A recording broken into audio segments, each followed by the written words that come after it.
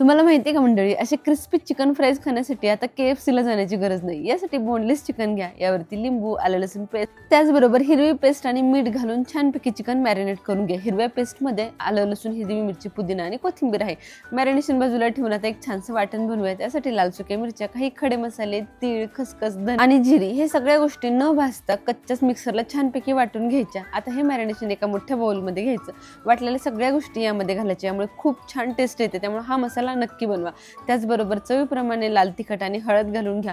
Cornflower आणि बेसन पिठाचं प्रमाण एकदम सेम ठेवा. थोडंसं पाणी घालून छानसं बॅटर तयार करा. हे सगळ्या गोष्टी चिकनला छान कोट झाल्या पाहिजेत. एवढंच पाणी घाला, पाणी खूप जास्त वापरू नका. गरम कडकडीत तेलामध्ये ह्या सगळे फ्राईज घालून घ्या आणि अगदी लो फ्लेमवरती दोन्ही बाजूनी छान तळून घ्या. अतिशय क्रिस्पी कुरकुरीत असे चिकन फ्राईज घरच्या घरी तयार होतात. आतून अतिशय सॉफ्ट आणि बाहेरून मात्र अगदी कुरकुरीत. पुदिना चटणी बरोबर मी इथे सर्व करून घेतले. तुम्हीही नक्की ट्राय करा. रेसिपी आवडल्यास